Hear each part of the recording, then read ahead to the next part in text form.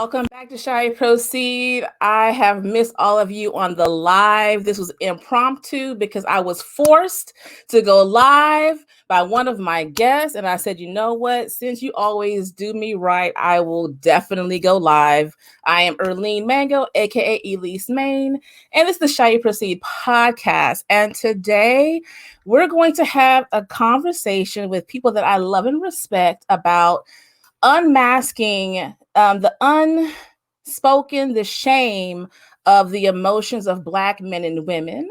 And I have with us today a new person to the Shall You Proceed desk, Mr. Miles. Hello, Miles. Hello. How are you? I am good. We have also Jason Phillips, an oldie but goodie.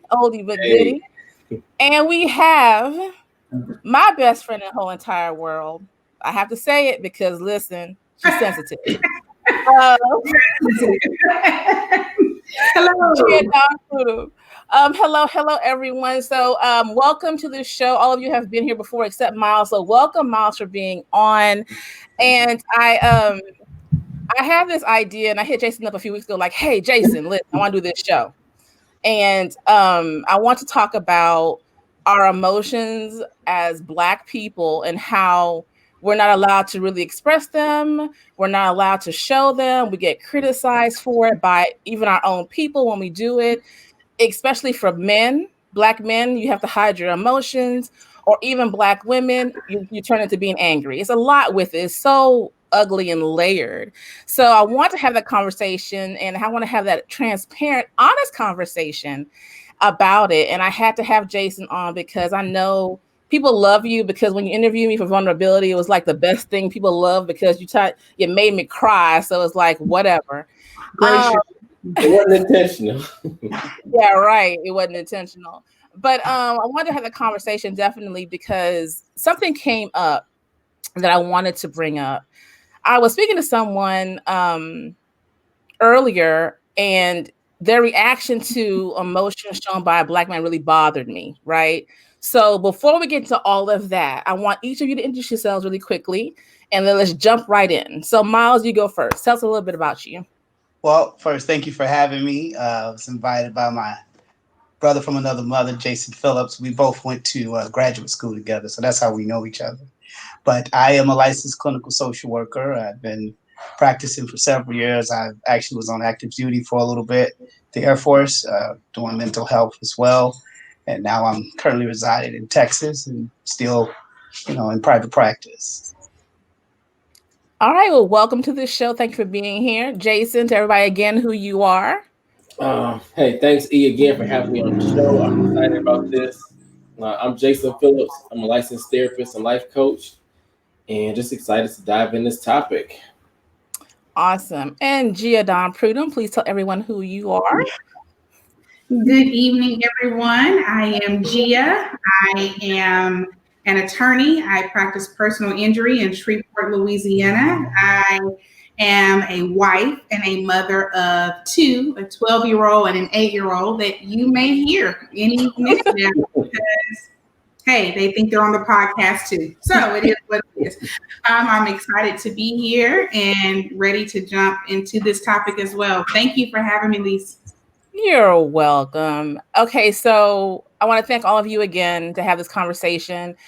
And I want to just, let's be transparent. So, and I know all of you probably will. Jason, you brought Miles, so I know he's going to be transparent and give me the real like I like, and I know Geya will be honest because that's just who she is. So weeks ago, I had a conversation with someone. It was during the elections or after the elections. And it was about an interview from a reporter, Van Jones. And during that interview, he was talking and he was emotional. And during that time, he was crying, right? And someone called me. We were having a conversation about it. And their response to it was, I didn't like that he was crying. It bothered me that he was crying. A Black man shouldn't be crying. You shouldn't do that, not in front of those people. And it really bothered me. it really ailed my soul, because why is it this man can't cry? Why is it that he's not allowed to express in that moment when he's speaking about his children and explaining to his children the election and what's happening? Why is it he can't be filled with emotion? On top of looking at what has been going on in 2020, this just 2020, not all of our lives, but all of it, it's a buildup, and we're full, right? We're full of a lot of emotion and a lot of feelings. And we as Black people are muffled when it comes to how we feel, especially in the workplace or in families. Either stop crying, what you crying for, what you doing that for, or if you're too emotional, you don't want to be seen as weak or angry or whatever it may be. So it really bothered me. And when it bothered me, I said, Jason, we need to do a show about this. So what I want to ask is, when did you, or how did you learn to manage your emotions, and how has it changed for you? Geya, you go first. Okay. Let me first say it's a great topic. I saw that Van Jones, well, I'm addicted to CNN anyway, especially during the whole campaign system, or whatever you want to call that, the elections. But nevertheless, I saw that interview that he did. I saw him crying. I saw something real for a change. It made me cry watching him, because I know that he was pushed to a point in all of this election hoopla where he just couldn't take it anymore, especially when everything is in front of us saying all the reasons why we should get 45 the hell out of there. And it was like nobody was listening, and he just couldn't take it. And it was like a sigh of relief that, there is light at the end of the tunnel. So I just wanted to say that I was very moved by that piece on CNN. To answer your question, though, I agree with you. I was definitely raised by a strong, very strong Black woman that would say things like, "What you crying for? You shouldn't be crying. You don't want to be out in public, showing people that side of you. You don't want to appear to be weak." And so I believe that just growing up in that environment caused me to have a mask or a guard up where I have to be tough. I have to be strong. And to be completely transparent, I've done that with my children, especially my daughter. She's the oldest. And I tell her the same thing. Hey, we don't do weeping willows. We don't do tears. It's not that deep, but it is. And so I have to watch myself when I'm doing that to her, because I want to break that cycle. I don't want her to feel as though she can't express herself. But I learned that at a very young age, to hide my emotion and to appear stronger and tougher than I may be in that moment, and to not be vulnerable. And it's just transcended throughout the different periods in my life, especially with the type of work I do. And I'm one of very few women at my firm. It's a large firm. And I better not cry or have my feelings, so to speak. And, you take the good and you take the bad, and then that's it. And you don't cry about it. You just be grateful that you're there. It's kind of the mentality that you have to have. And it didn't just start with where I am now, but even at my previous job, you couldn't cry. You had to be strong. You couldn't be emotional. You couldn't be angry. You couldn't really speak out, because then I was the angry Black woman, or I was some other expletive that I'd rather not say. So I have lived it. I know all about it, and it started from a very young age. Miles? Well, yeah, thank you for that. That was very powerful. And I think all of us have a commonality, and we can all share our different experiences, and it really hits right at the heart.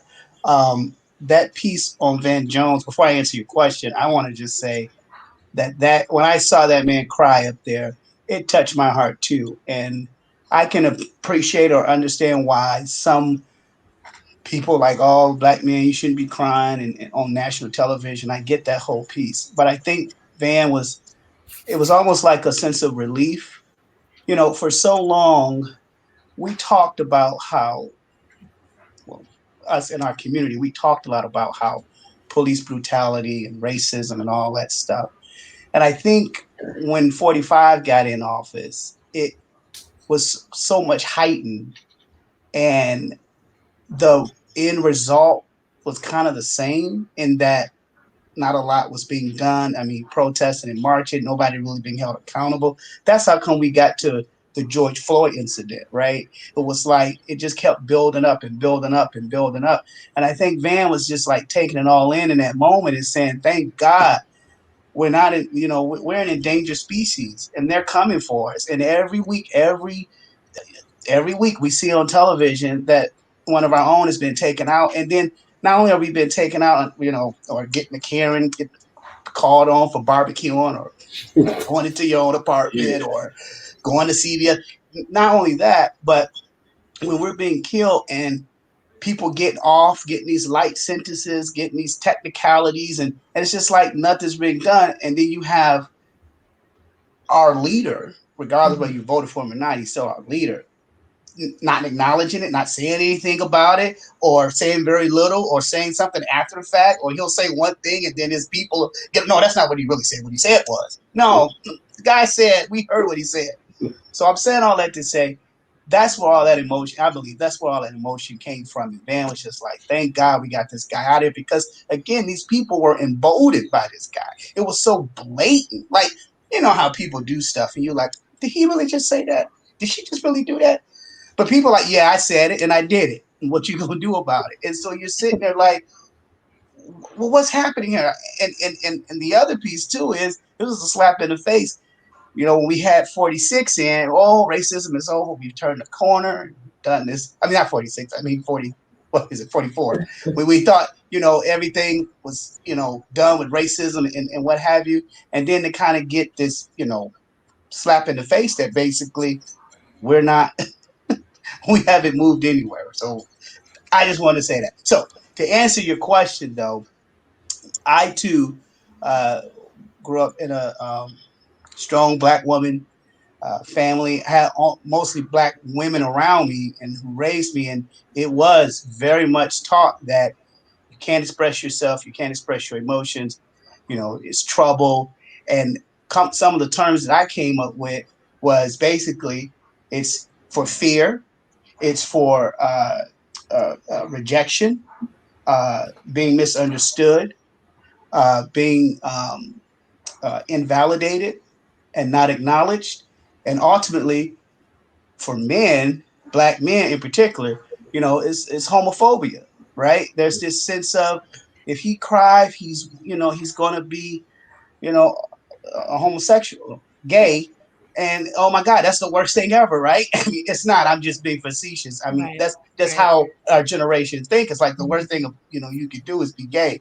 But then the historical context is that I believe that the reason why we've learned how to, you said, stuff, is because it comes from slavery, generation after generation. And I sure do thank you for this slot, master. I thank you for this slot. And you just learn how to, push it in and get through it. And then the Black church came out of that, and we just prayed away, we fasted away, we believe God, and all this, hyper stuff. But we're not getting at the core of the issue, and that is mental health, right?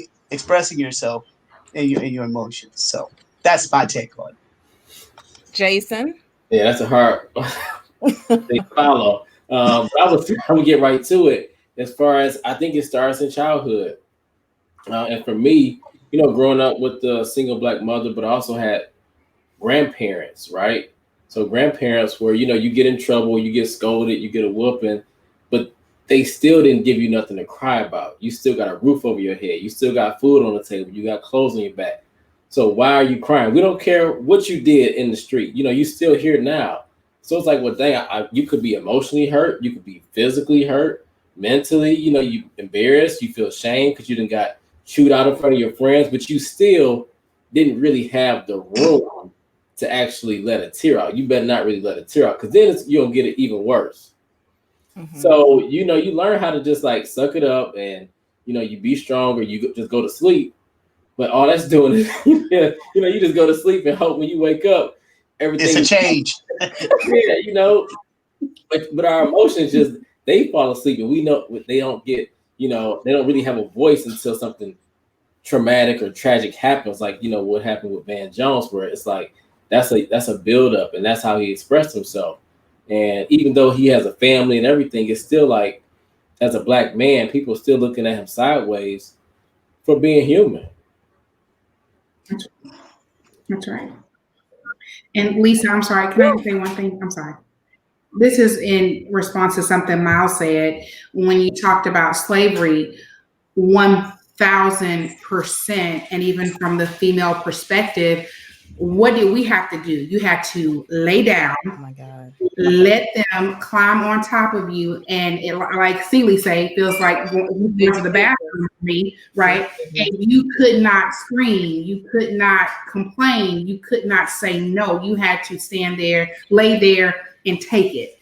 And that is, I don't like words for them because there's so many tragedies from what our people went through. But just as a woman thinking about that, when you said that, I'm like, we had to literally let them put their hands over our mouth while they violated us repeatedly. We had their babies, near death experience, no thank you. And then we had to nurse their babies without complaint. So here we are in 2020, where we're getting treated any kind of way in the workspace and in the community and in the world. And guess what? Their hands are still over our mouths, and we have to take it. Metaphorically, yes. Without showing any emotion. I mean, like, I have goosebumps right now. Yeah. Can I jump in there? Absolutely. Yeah, I know I get people look at me sideways when I say, "Oh, nobody will talk about slavery all over." But I took a African American study class, and one of the one of the things we talked about was how the unresolved trauma of slavery, how the country as a country has never really acknowledged or tried to do right by us with regards to that. And so even though we're not in physical chains and we're out in the field picking cotton, mentally, emotionally, and in some cases, I don't want to go on a tangent, but if you look at how they treat us, our money versus how they treat us as humans, they want the black dollar, but they don't want us. And so, what I say about, getting out to the field, I'm speaking with in terms of sports, right? Just think about it for a minute. They really won't. It's been within the last, since 45 got in, that you really had to question yourself. Like, this industry, the sports industry, they support it. They want our money. They want our boys. They go in our neighborhoods and recruit us, bring us out. But then when my guy, who's the guy? What's his name? The first Kaepernick. I'm sorry, Kaepernick. When he took the knee, the backlash that brother got, and all he was doing was using his platform. And if you really closely pay attention to what the NFL first told him, their initial response was, "Get back to the field." That was his first response. And then after now it's accepting this, and it's the thing, it's the end now. So yeah, I'm going to kneel. But my point is that we have, as a people, have learned generationally how to just stuff, keep moving along, pray it away, push it, just keep trucking. And here we are in 2020. We as a people have more money and more intellect and more education than our ancestors did, and yet we're still in a form of slavery and bondage. And so I just wanted to add to what you were saying and kind of echo those remarks of, yes, the unresolved trauma, emotional trauma that comes from slavery is what we're kind of seeing now. So let me answer my own question, if I may. Yeah. So for me, it's this, because I don't give a damn what anyone else thinks of me. Okay. I care how I react to my people. Okay. So I didn't grow up in an environment where it was like, suck it up, don't cry. I didn't. I did that I hardened myself on my own based on just my own Reality. I didn't have that type of not to cry. We were taught in my family to express yourself and be emotional, whatever it is, but make sure you can articulate what you're being emotional about, right? So, but for me, is a different dynamic. I was the youngest. I didn't feel I was really being heard. So I hardened myself when it came to emotions because I didn't want to be seen as the young, weak one. So I was a harder individual. Even now I'm a little bit hard. So I let things build up. I don't feel how we treat each other is our own. It was put upon us. Like the unfairness we show each other. For another Black person to tell a Black person not to show emotion, you look weak, bothers me because it may not be your frame of reference, but you also know what we go through or what we have been through or what we inherited from someone else. The inherited trauma, the inherited pain, and the knowledge that we have. Why is it we pick and choose to be negative when it comes to that, when it's clear the reason why someone's being emotional, that we're saying not to do it? So now you're shutting someone down again. We as Black people, men and women, you want to express yourself. Tell me how you feel, but yet we shut each other down. Yeah. It goes. Yeah. That's what bothers me the most. We know everything else. We already know about being suppressed and repressed and all presses and press. We understand that, right?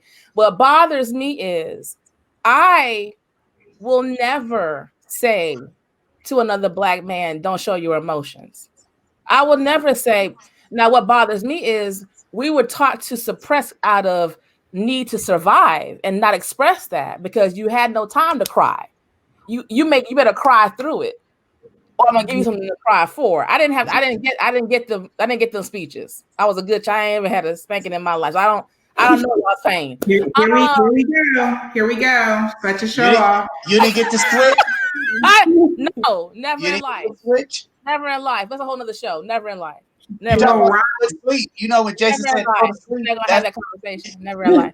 But what bothers me is I want us to get out of that habit of making Black men feel as if they can't express themselves. And also, why is it we as women, like Geya said, why is it that I can't express myself? When I do, I'm seen in so many different categories.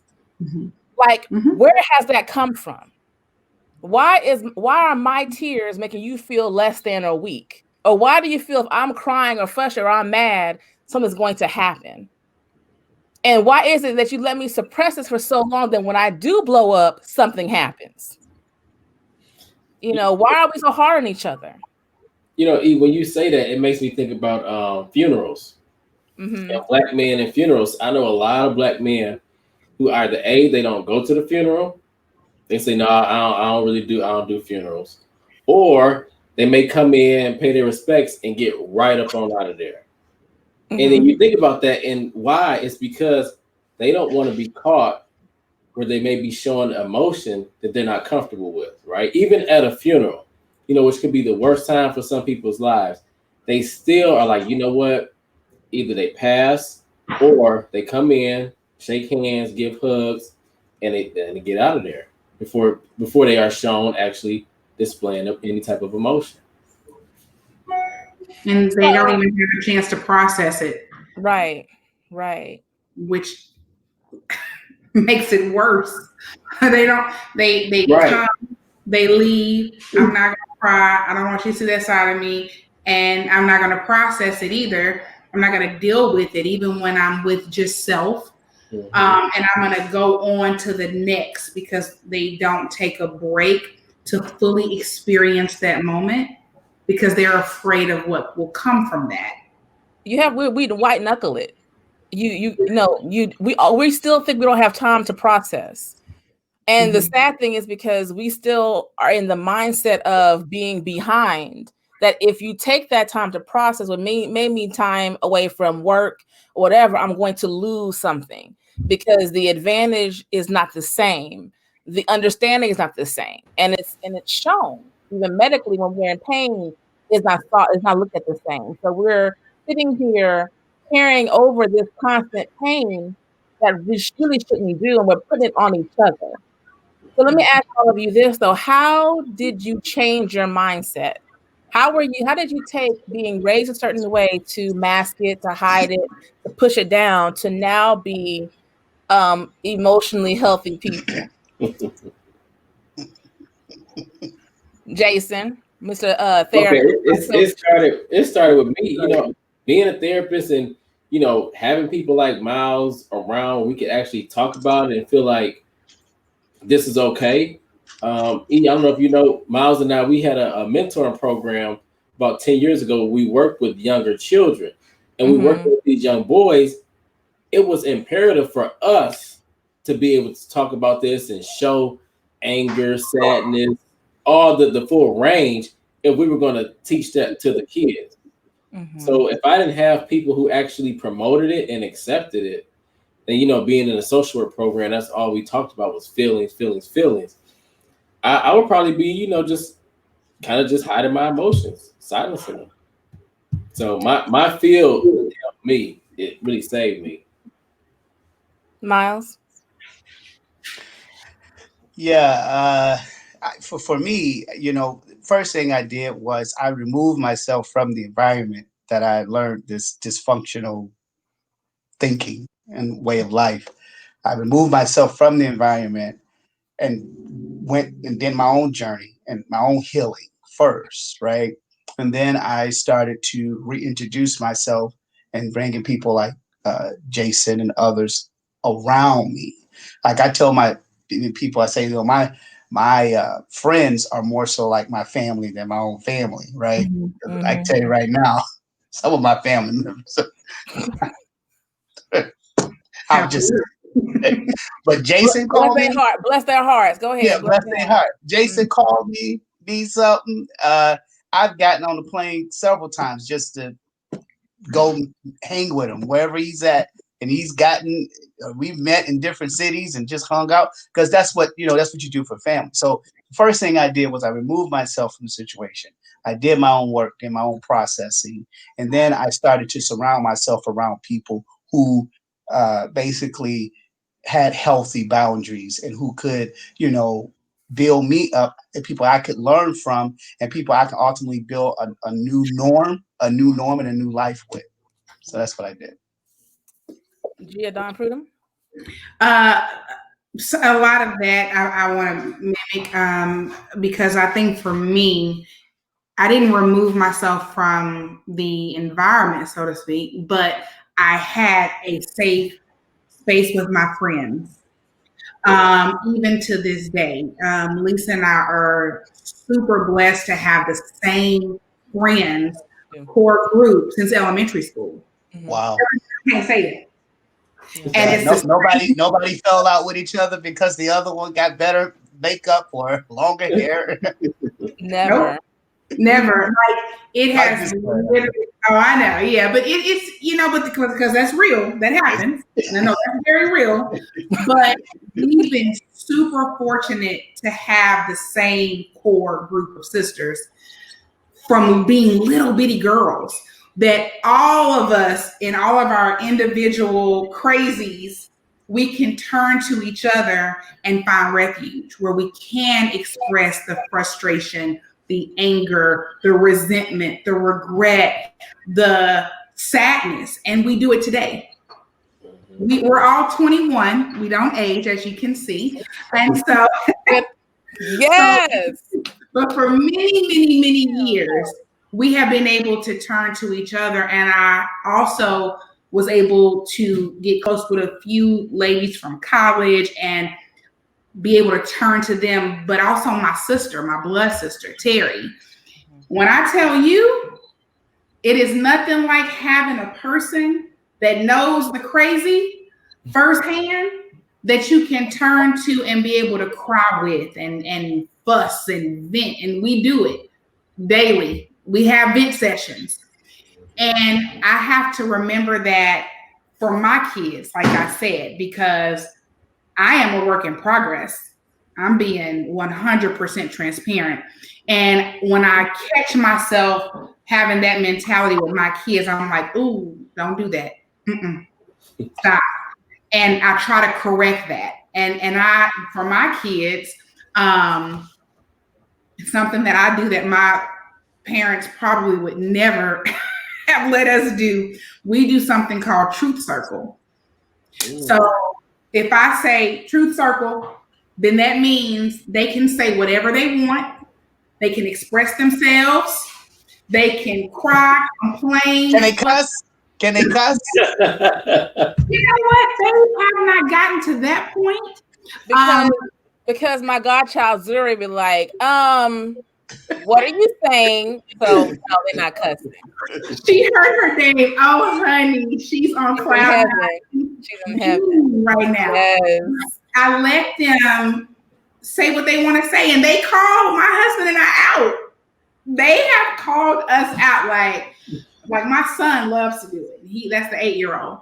But no, they haven't asked to cuss yet. I did ask my daughter though once if she cussed with her friends at school, and of course she was like, oh, "Mama, no," which means she has slipped, a hell or damn in there. So at some point. But I told her she could cuss. I said, "Let me hear it, Mama, no." And so dramatic. So dramatic. I think that that's important to provide that safe space for my kids. And because I didn't have that. And I'm not down on my parents. I have amazing parents. I mean, 1,000%. But we could not express ourselves the way that I want my kids to be able to express themselves. We can't do it right now. I'm 42. I'm 42. And if I even thought to say some of the things I want to say to Jackie Marie, that's my mama, I would get slapped in the mouth right now.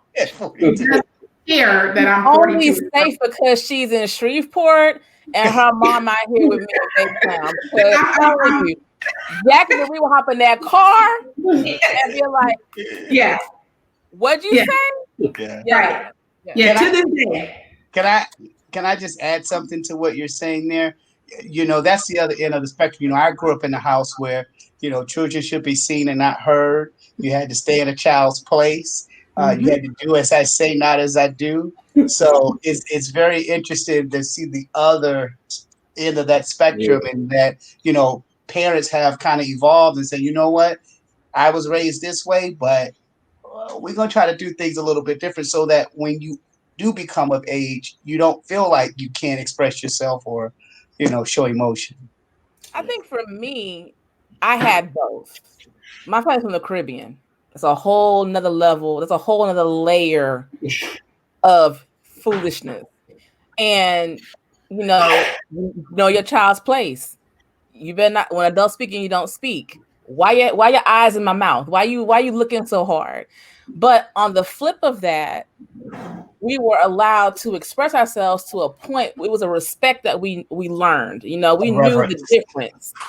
But what my mom and dad did was they did not really push upon. I can only speak for me because my siblings would say totally different. Cause I didn't get. Right. They didn't push upon us the emotional hurt they received growing up in the Caribbean. My mom had a very, very hard upbringing. I don't know how hard my dad's was because he don't talk. He's a mute. He don't say nothing. But my mom had a hard upbringing. So my older brother can say more. He can tell you more of how that was different with my mom, but she still was very loving and giving. And like, I'm not going to treat you the way I was treated. So that loving can become very suffocating sometimes, right? So for me, it was like I didn't want to disappoint. I didn't like the word disappoint me. I disappointed you. So that was like licks to me. That was like, oh Lord Jesus, But what I appreciate is that, like Geya was saying, even we've been friends for a very long time, right? And even though there's differences, there's similarities in our upbringing. And I think that connects us. To this day, our friends, we can talk about our parents and like Let me tell you, because we have a connection of some type of dysfunction, but we didn't feed into that dysfunction. We didn't make that be the woe is me victim of our lives. We grew on it. We made sure we didn't bring into our adult lives the negativity of what we saw. And I think that goes into everyone's frame of reference growing up. You can have 4 kids in the same household and they all end up totally different, right?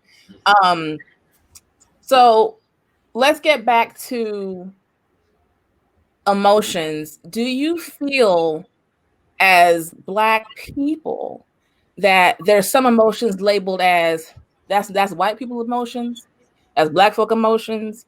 Why you feel that way?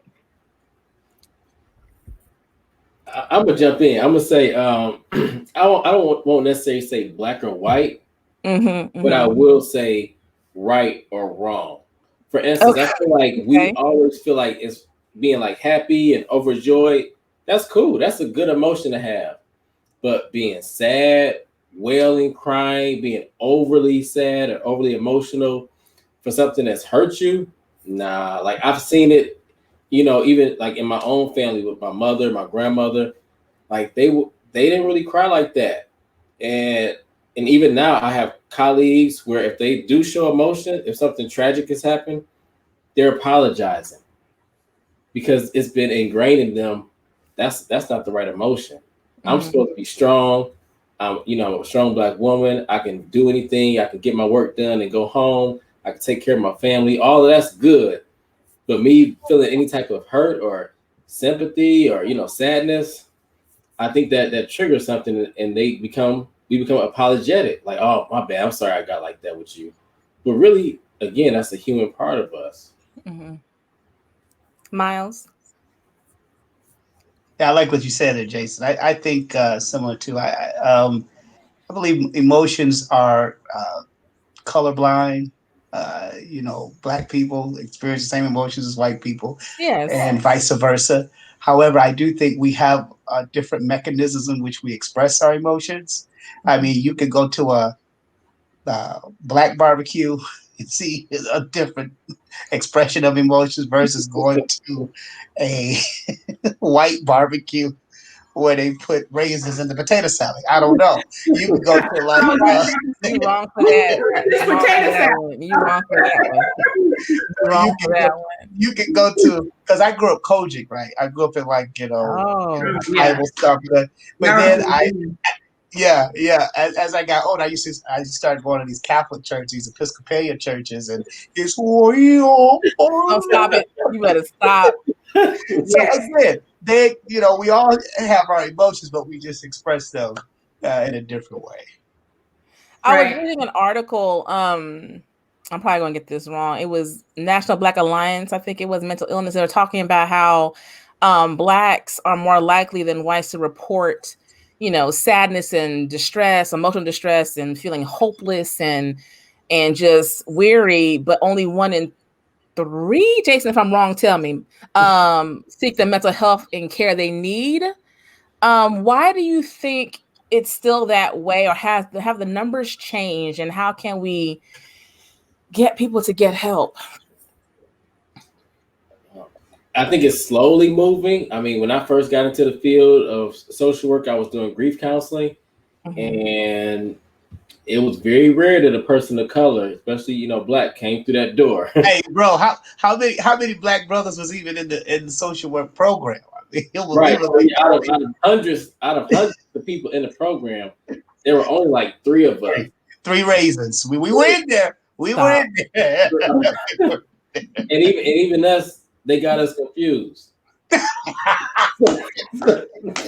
Our teacher got us confused. We in the same class at the same time, and she looks over at me and say, "Yeah, Jason, go." But yeah, I think we just don't. We will identify with feeling hopeless, but then that's it. We don't go get the help to actually fix the hopelessness. Whereas I think other races and ethnicities, they as soon as they feel it, oh, let me get this checked out. Let me, I got to stay sharp. I got to stay focused. And so we're starting to take that initiative, but we are definitely behind the curve on that one.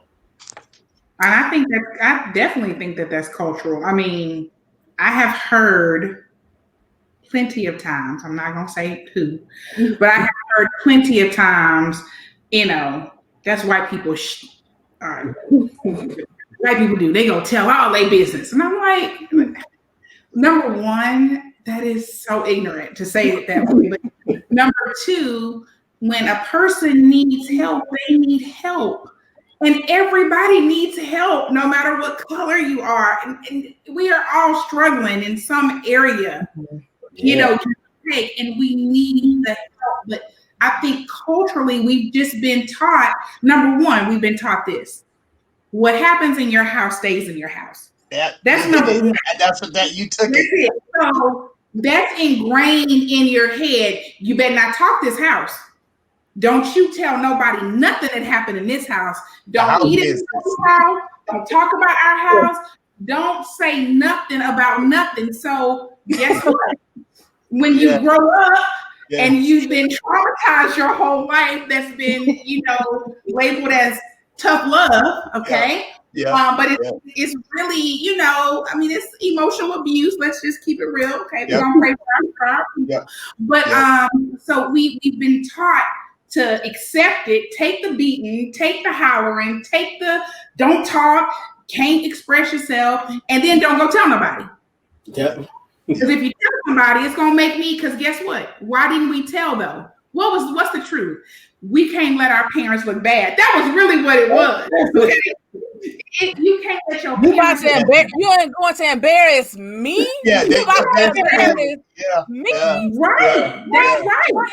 Embarrassing me. Unforgivable. So how dare you go to a complete stranger that for whatever reason people are ignorant and think that the only therapists are white, which is, one of my very close friends, my line sister Tasha, that she's a therapist. Like, it's not true. They're Black therapists. We talking to them right here on the Zoom tonight. It just is what it is. But we think we're going to this complete stranger who doesn't look like us, who already thinks bad of us, who already thinks we're inferior, who already thinks we're dumb, who already thinks we're an animal. And then you're going to tell our business?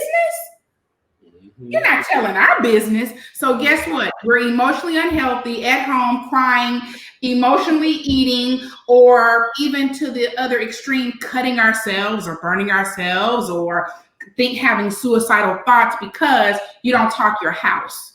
It's ingrained in our brain. That's why culturally we don't get the therapy that we need. I need it. Matter of fact, which one of y'all gonna give me y'all card? Because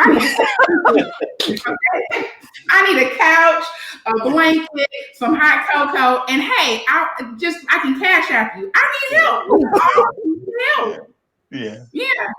Yeah. So let me ask this question. I talked about the men and being emotional and where this all started from, but I want to discuss being a Black woman and our emotions and how exhausting it is to be a Black woman.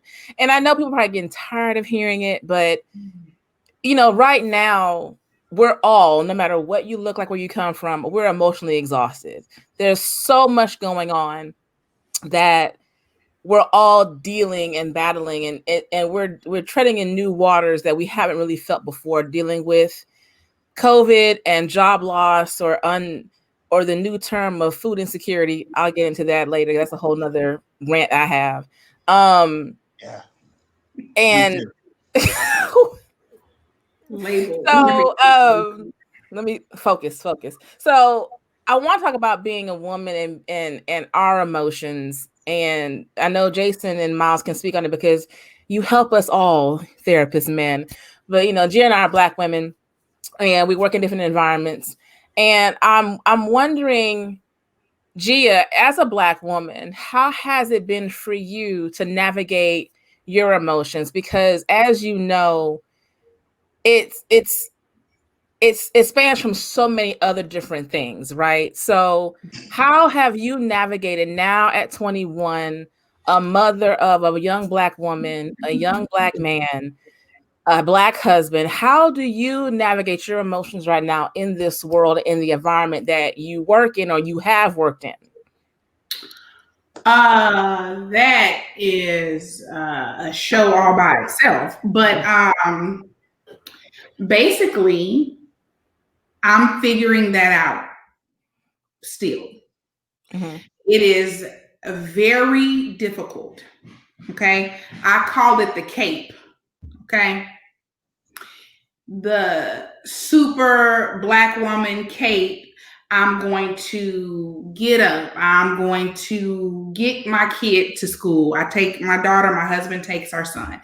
So I'm going to get her to school. I'm going to talk to her about being strong and resilient and focused and a queen and adjust your crown in the morning and affirmations and all of that, all the way to school.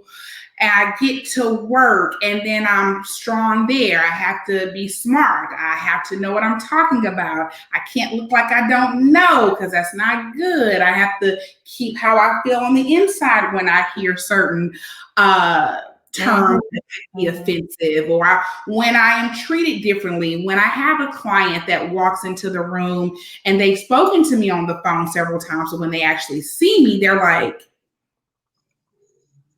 no, I'm here to see my attorney. And I say, yes, it's me. Hi.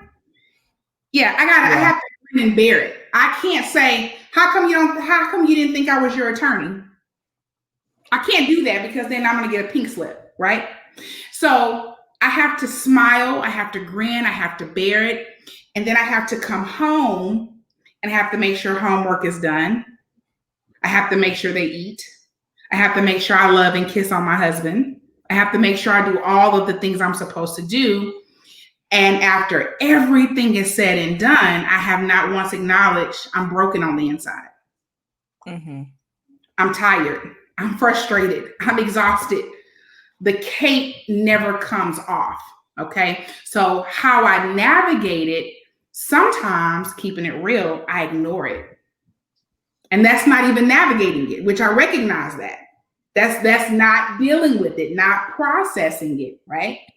But when I decide to, okay, you got to take a break. You got to take a time out. You have to let yourself be vulnerable. You have to let it out or you're going to explode. That's when I can turn to Lisa. We were on the phone, not that it was all deep and we were venting, but what time we got off the phone the other night? 3-something in the morning? Yes. Yeah, we didn't mean it. I mean, that's when I'm turning, or to Tasha, one of my closest friends here. And even as a therapist, I talk to her and I have to say, you need to take off your hat and deal with you too. Like we have to deal with each other. We have to be vulnerable. My sister, like I navigate it by suppressing it until I take care of everybody and everything else. And then I take care of me, which is extremely unhealthy. And I recognize that. Mm-hmm. But that's how I've been navigating it. I am praying through it. There have been many times where I'm going through something and I want to say it. I want to say how I feel so bad, especially at work. But instead, I say, God, hold this tongue, fix my face. I need you to help my eyes. I'm not real good right now. I need you to help me. I need you to remove me from this environment quick. And that has gotten me through. But it's temporary, you know, it doesn't really deal with the issue. But right? Let me ask you this, and y'all are free to ask me questions. You know, y'all just letting me ask all the questions. But let me ask you this, Geya. So what would you say though when someone says, that's just, that's women. So what makes it so different for you? Because you know you're going to hear, well, that's just women. I go through that as well. I have to bite my tongue. I have to do all those things. That's just a woman's plight. It's not a black or white or Hispanic. It's not anything. You're a woman. So why is it so different? It's different because I have more at stake to lose than someone who is not me or who doesn't look like me. And that's the truth. People don't want to hear that. People want to say, oh, that's what you think of us? No, that's real. That's the truth. I am expendable. I am more expendable than someone that does not look like me. And that's the difference. So yeah, that is a woman's plight, but it's not all women's plight because not every woman has this brown face. Not everybody is African when they walk into a room where it's majority non-African. Mm-hmm. And I can't be the target. Right? I can't be the black person that dies in the first 5 minutes of the horror movie. I mean, but that's real. That's life, right? yeah. In this workforce, in these careers where we are outnumbered, I am on the chopping block for being killed in the first 5 minutes of the horror movie. That's not everybody's script, though, in the movie. So that's the difference. I am more expendable than my sisters that don't look like me. That's the difference.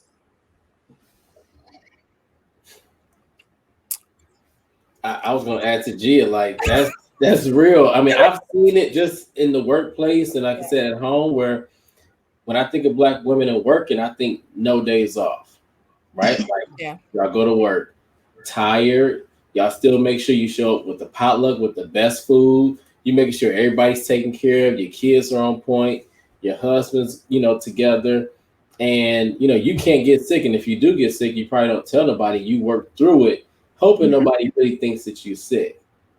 And I'm talking about pre-COVID. But I'm like, y'all work through Clarify. y'all work through a lot. And it's almost like you can't even take a day off because it's like, well, what's wrong with you? You can't handle it. Mm-hmm. Now you overachieve, right? You get more degrees, more education, you make more money, you have more things. But what about the womanhood? And what about you just, as a Black person? All that gets ignored. And we get it from everyone. It's not just, it's not even the outside people. It's the ones who look like you get it from. Like, why are you worried? You have what you have, or why are you crying? Why are you upset? Like, any emotions that we show as a woman, it's always criticized. And for me, it's different because why are you worried? You don't have to worry about a husband. You don't have to worry about a kid. So it's like, so now you're taking away my own issue because I don't have certain things. It's like you can't win for losing. Yeah. So because I don't have that, I don't have to worry about, I don't have the same checklist. So I should not be worried. I should not be upset. I should be able to do what I want to do. But how dare you take away what I'm feeling and what is genuine to me? And what bothers me is when you have folks who look like you and I who are telling me you're just angry, or you're just frustrated, or you're over emotional, or it's like, how dare you look like me? How dare you, and you look like me, and you know what we have gone through or what we have inherited, to criticize how I feel? How dare you, and he looks like you and he's feeling a certain way, take away his right to feel that way when you know damn well what y'all are going through out here in these streets? So why are you doing that? All you're doing is acting like the ones who held you back the whole entire time. Do you not see that? Like, how do you not fathom that all you're doing is helping the situation? Like, how do you not see that? You are more upset about how I express my emotions, even I'm doing it in a safe way, how dare you take away my power and call me, we could call your brother weak because he's feeling something that's genuine. That's not even the battle we have to worry about. Are you serious right now? It really bothers me. Go ahead, Miles. That's why you're raising your hand. Yeah, I just got to say, when I first started this conversation with you guys, I said that I was answering the question about why is it that we don't express our emotions, and I said that it was one because of being invalidated and not being acknowledged, and that's exactly what I hear you saying right there. It's like, if I can't express myself, even if I'm doing it in a healthy and respectful manner, why is it still a problem? And that sense of rejection, right, and not being validated, not being heard, that is one of the reasons why you guys don't do it, which is why we don't do it, which is why as a people, we don't do it, is because we have a fear of rejection and also this sense of not being validated. The other piece too is we don't practice self-care, right? Self-care is, well, I don't want to come off as selfish. We got this warped idea that we're gonna get some extra brownie points. I don't know when or wherever, or extra star for sacrificing and overextending ourselves to the point that we don't take care of ourselves, that we don't, only time most black men, we want to go to the doctor, right, when something's wrong, for that prostate exam. that, that's the only time we go, take care of ourselves. So, self-care is something that is not really embedded or taught within our communities. And so for women, more so, it's constantly give, give, give. And again, I'm going to talk about slavery. When they took the black man out the home, the black woman had to step up and be and assume those roles and those responsibilities. And so now, more fathers are in the home now, but still more than likely more people and young women or young girls grew up without a father in the home. So you're already taking on all these hats and responsibilities. And so when you enter to adulthood, you're kind of just already in there. Like you said, the superwoman with the cape, it never comes off. So, yeah. Let me ask Jason and Miles a question. You brought up something about the black man not in the home and the women stepping up or taken out of the home. Is there an underlying resentment that black men have towards black women because of that? The ones who are confident are. Yeah, the ones who are not confident and comfortable in who they are, I think it kind of shows where it's like, well, she doesn't need me and she says she can do it all. But, people who have a good sense of self, they step in and for lack of better words, they shut that conversation down and they stand up as a man and they, present as a male and they're not worried about the woman trying to do the man things. They know how to, assert themselves, not be aggressive, but just say, hey, I'm here and be comfortable in doing that. As opposed to some who may say, oh, well, she don't need me. She got her own things and blah, blah. No, that's her being her, but you still have to be who you are and don't hate on her for what she's doing for herself. Let me ask this though. Do you feel that there is a lack of education in how we've been raised on how to do that? What I mean is there's so many now that are missing the dual part of mother and father in a home to see positive assertiveness and positive submission and positive working together, that they do not know how to assert themselves. So it looks like frustration, or I do not know how to receive it because I've never seen it before, to see how a woman receives positive help.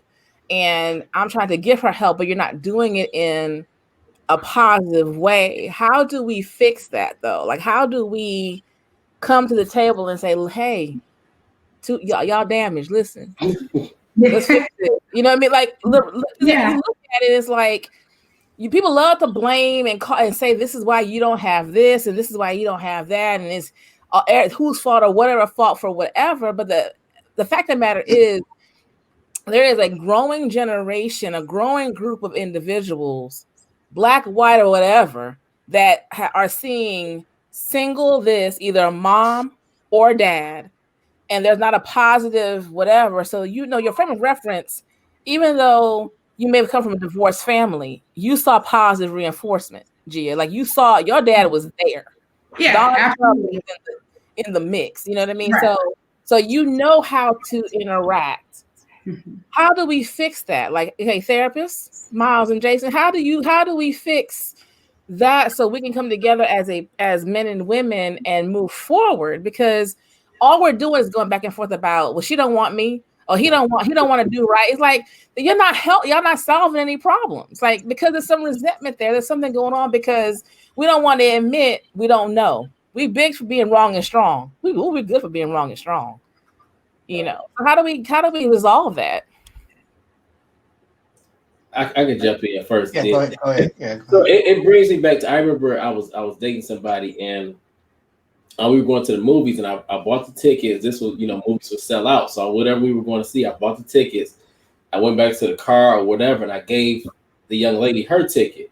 Mm-hmm. And she came back to me like, no, this is what you're supposed to do. Mm-hmm. And I'm like 17, I'm young, but I was like, oh. So I told my boy about it and he was like, yeah, man, the guy does this, that, this, and that. I didn't take that as a super slight. Like, in the moment, I was like, yeah, okay, I didn't know that. I'm just giving you your ticket.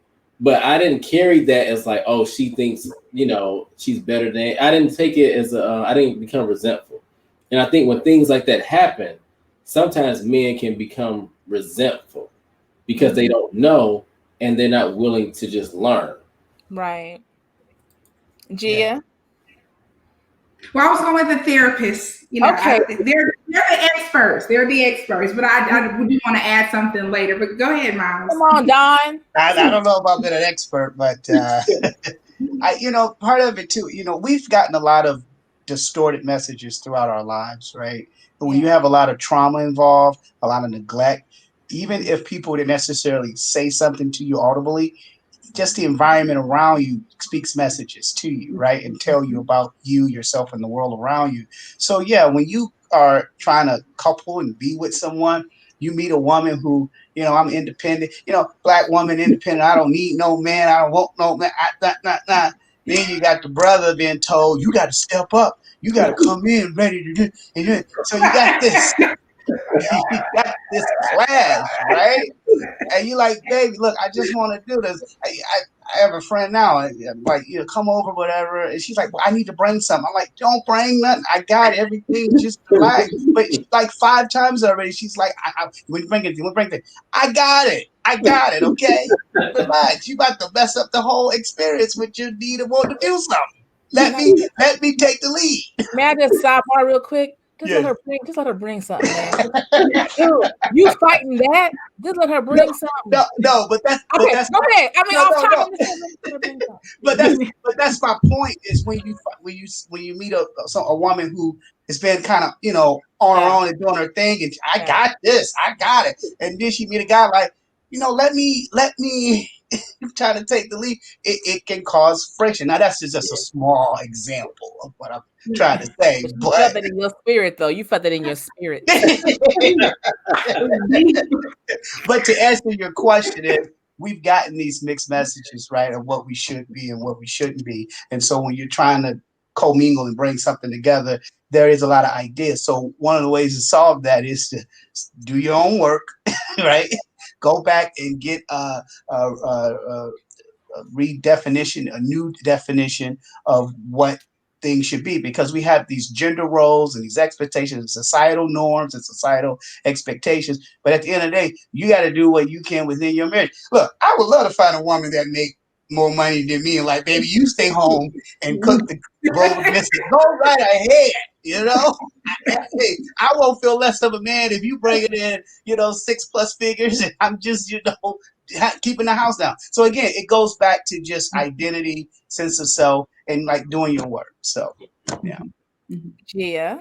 Well, what I was just gonna say a few things. So, I think for women, okay, if you are raised in a home with a single mom who is on it, like white on rice, never missed a beat.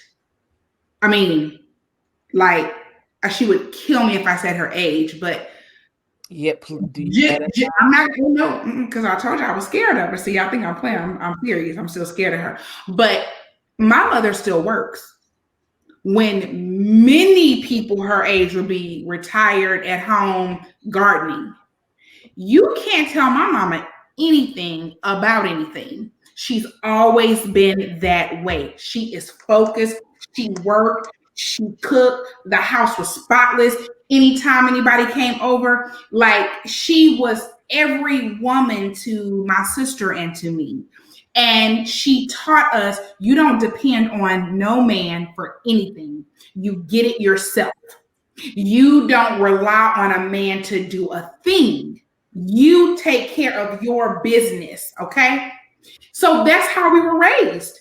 And so even though my dad was absolutely still present, even though they were divorced, I mean, I have an amazing dad. He was at games. He came to pick us up. We traveled. We had homework. I mean, he was very present. But that was still what we heard on a daily from our mom, right? Now, my dad still did manly things and took care of my sister and me and, taught us things and changed the tires and taught it all that. But that's still this thought process and mindset we can't depend on a man, right? Even though we had a man we could depend on, we still were reluctant to do that. And that's really a lack of trust. That's really what that is. Like where's your license degree? Where's your degree at? That's right. Look, hey, if this law thing don't work out, I mean, I might need to be somebody's apprentice or something. I don't know. But I think it's just a lack of trust that we have ingrained in us. So it makes it very hard to not bring something to dinner. It makes it very hard to, let you buy the ticket or let you buy the food.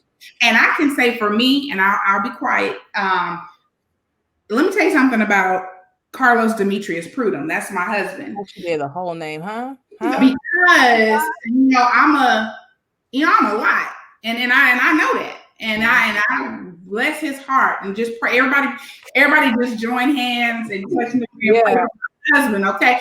Because his wife is a lot, and in the very beginning stages of our relationship, I'm just gonna tell a very short, quick story, which goes to what you were saying, Jason. So when we were dating, I don't remember what was wrong with my car. I don't even remember, but it was some sort of noise or something was going on. And this is like my boyfriend, like we together, like for real, right? So it's something going on with my car, and I call my dad. I know. Look, I remember. But you saw me and Jason. I remember this. Ooh, I remember when she did this. Ooh. I call my dad. I don't even want to hear no more. I'm getting Throw your pen down, Miles. I'm tired of it. And I call my dad, that was my constant my whole life. He fixed it all, did it all. He was our go-to. So I call my daddy. I'm like, Daddy, my car, blah, blah, blah, blah, blah, blah, blah. I don't really know what to do. Da, da, da, da. And Carlos looks at me, and he's looking at me on the phone like. So he says, give me the phone. And I was like, I'm talking to my daddy anyway. He says, give me the phone. So I was like, hold on, Daddy, Carlos wants you. I'm just, I'm being wrong and strong, right, Lisa? That's me. Okay. So I give him the phone, and this is exactly what Carlos says to my dad. He said, what's up, P? Yeah, I got it. All right, we're going to call you back. All right, bye. And he looked at me. And so my husband is very laid back. He doesn't really get upset. He doesn't raise his voice. He's very cool. He looked at me. And he said with the most serious face, don't ever call your father again and ask him how to fix anything. That's for me to do. Rest on me. That's for me to do. I got you. And I was like, but he said, no, I got you. And I was just like, but that took a lot because even though he was my man, it was still kind of like, I'm going to handle this. I got this. I can call my daddy. He shut that all the way down. And we've been together 17 years, married 15. I have never called my daddy for anything else. Yeah, ever. But I had to learn that though. I had to learn, but that's letting your guard down. That's softening up to allow the man to do what God put him on this earth to do. But if you've never had that example of a man handling business, it's going to be hard for you to trust one. Hey, Geya, you just reciprocated those goosebumps that I gave you earlier today. I got goosebumps when you tell me that story. Yeah, it is. You gotta learn that, but also men have to be that. Right, that's what I'm thinking, because he could have easily cowered and said, oh, go call your daddy, and he could have left it at that, but he stepped in real quick and easy. Real quick, he saw it, and then you were receptive to it though too. You received it, and you said, I got it. You didn't get into this match about, The funny thing with that is, and the reason why I feel, what I will say with this is, it's a safety thing, a trust thing, because as women, the safety worry is not what men have to worry about, because when men tend to do for you, there may be advantage requested later on, and that's just the reality for a woman. So when you're raised with a woman who's probably single, who's doing it by herself, because there's going to be a point in her life where she's approached by somebody acting a fool, wanting extra for just a little bit of help. So you learn to white knuckle it. Yeah. Don't be me. Don't ask for anything. Do it yourself. So when you plant that seed, it's a hard plant to just unroot. So men have to remember also that if she's not receptive, there's a reason why, because women get taken advantage of. It's not an excuse, it's reality. Mm-hmm. If you're not able to do anything for yourself, you get charged more. My dad, till this day, if I do anything, he calling me. You called your brother to be there? Your brother go with you? I just did something. I just bought something the other day. He's like, your brother went with you? No, Daddy, he didn't. Because I'm a G. You know what I'm saying? Anyway, but I'm just saying, it's the thing of, that's the worry that I want more men to realize. It's not that, and it's not for everyone. It's not everyone's story. But remember, we get taken advantage of, right. And not everyone is Carlos or Jason or Miles. Mm-hmm. Some people want something for something. They want a whole lot for a whole little. Mm-hmm. Just if I'm rolling on E, it's almost like, why I gotta help you with that? It's like it's a whole lot for a very little.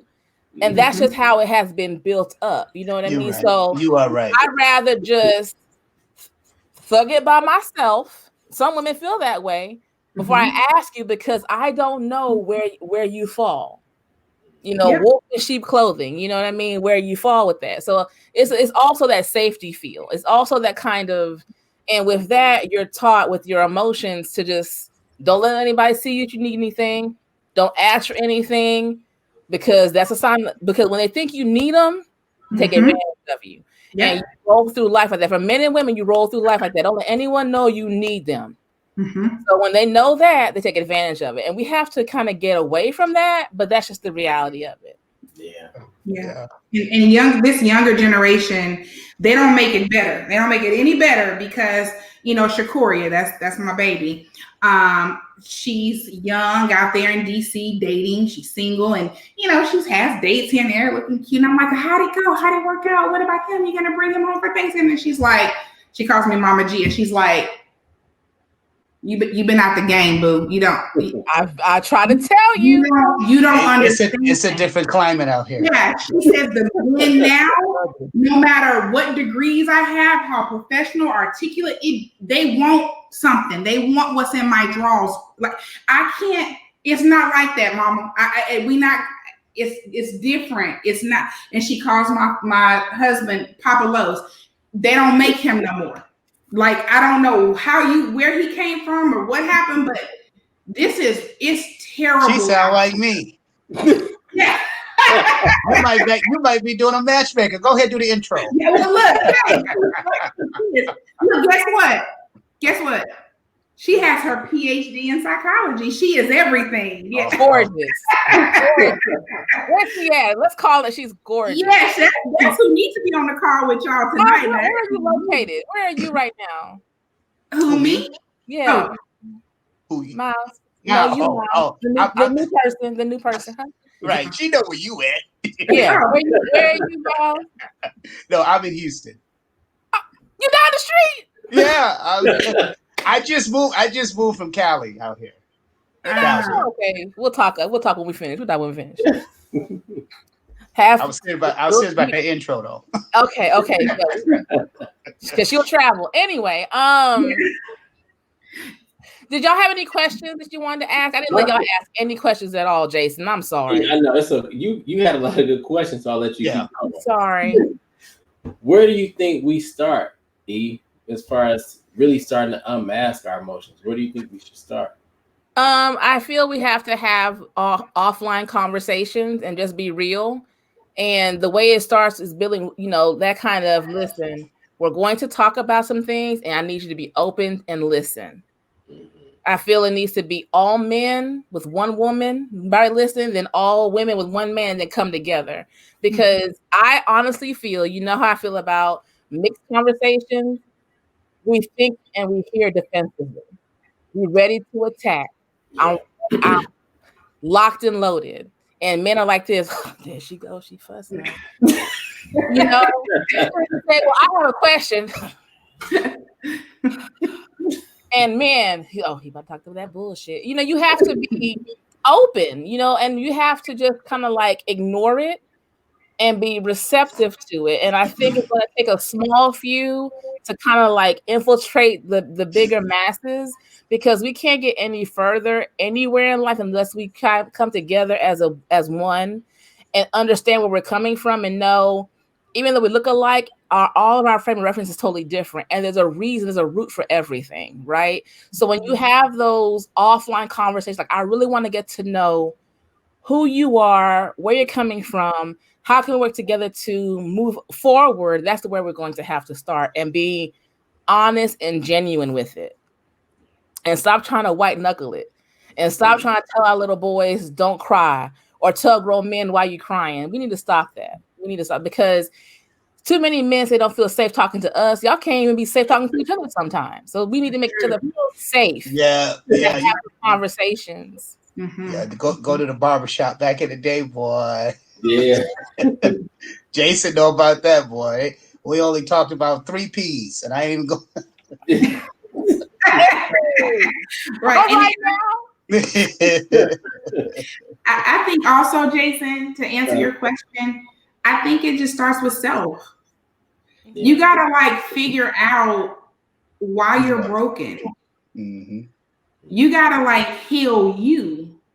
Mm-hmm. Like if I'm struggling with a disease or whatever, or illness, and I'm not doing what it takes to cure my illness, how can I cure yours? That's real. I mean, I think self is, like, I don't know if y'all watch Insecure, but the first time I ever heard Self-Care Sundays, that was on Insecure. But that's so good. I mean, Shakori and I just was talking about that the other day. She was like, you need a self-care day. Self-care, y'all talked about that earlier. You got to start with self and figure all this mess out before you can fully be present and vulnerable, I think, to someone else to let them in. Absolutely. Miles, what about you, bro? You guys you said it all. I mean, I don't need to echo. We kind of came full circle with the whole self-care thing, and kind of what I was saying. And when you posed the question earlier about, how did we manage our emotions and what did we do? And, I removed myself from the situation first, from the dysfunction, did my work, did my healing, and then went back and created that. What's that? I said, all right, Ayamla, you said I did my work. Yeah, I did my work. Yeah, no, it was work. It was work, because you don't realize how traumatic or what you've been through. Like when I graduated from Detroit public school system, I didn't realize how ignorant I really was. Like how my education, the value of my education, like, dude, I can't even read and write at the level I'm supposed to. Like you going to school every day. You don't realize until you remove yourself from the environment and you go up the street to the other people's school, and they got they talking right and what you're like, oh, I need to do my work. But I think you have to be willing enough to acknowledge it and accept it, and then take action, right? Because some of us will know, we're like, you know what, screw it. I already got my diploma, my GED. I'm good. I'm set for life. But to be able to actually say, look, I need some extra help in these areas. That's a big deal. Big deal. For us talking about our emotions, the first time I was on with you with, Bub and Caleb and Dale, and to see all of these brothers have their own platforms and talk about feelings and being vulnerable, I think, you really started something that men are actually, we're having these conversations more so now than we did even just 10, 20 years ago. Yeah. I think it's become more acceptable. And then, with the whole mental health piece, before COVID, the only time you heard about mental health was after a tragedy of some kind. Yeah. And now it's like employers won't even hire you unless you agree to go to mental health. Yeah. Wait till you go to mental health, you better go, unless we gonna fire you. So it's just interesting to see the progression of things. So. We had a meeting at work, just to come together.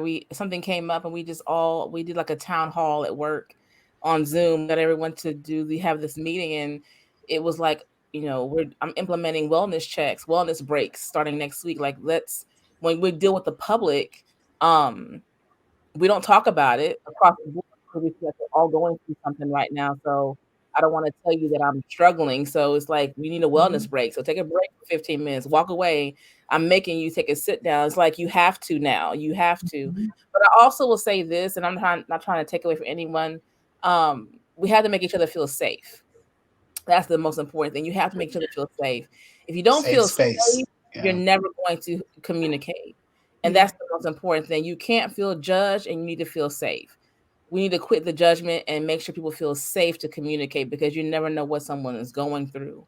And that's the most important thing. Because we find out too late sometimes, many times. And it's like, why you ain't tell me? Well, hell, why would I tell you? Yeah. When, or they take the information that they know about you and weaponize it. And we think, and once one person does it, you can't trust anything. Remember what I was saying about family earlier? Yeah. That's why I'm dealing with none of them. Yeah, that's right. You need a hug. You need a hug. Yeah. We're gonna work on you. I want to say, any more questions, Jason, Miles? Did you want to ask? That's it for me. No, this is good. This is good. I want to say thank y'all so much for taking the time and doing this. Geya, I appreciate you taking some time from the family. Thank you, Carlos, for letting Geya come on. Thank you, Zuri and Maze, for allowing it to happen. Jason, thank you so much. I want to continue doing this. I want to have it do this again and have that conversation, probably with a few more people. I just want to have all of you back on again. We'll have Shakoria, because she has input. We'll have Tasha as well, and just talk about emotions and just making it a safe space. Definitely. I want to say thank you to everyone. It's been fun. And we will talk to all of y'all later. Thank you. Thank you, guys. Be blessed. Before we say bye, Jason, where can we find you? I'm doing it all wrong. Where can we find you? Hey, Facebook, Instagram, J Phillips MSW. Miles. Sure. You can find me at mwsolutions.org. You can. That's all my contact information is there. All right. We're not looking for Geya. We're gonna talk offline about that. I got some followers. On Facebook or at a baseball game or a volleyball tournament, honey, it is what it is. Find me through Lisa. Let me say this too, because every Tuesday I'm live and we have great conversations around mental health, emotions, self-love, self-care. So again, y'all follow me on Instagram, J Phillips MSW. And Eve, thank you again for just that's awesome. Yes, thank you for the invite. I really appreciate it. You gonna come back again, Miles? You part of the family now. You gonna get. Thank y'all so much. We'll talk to y'all later. Bye. Thank you.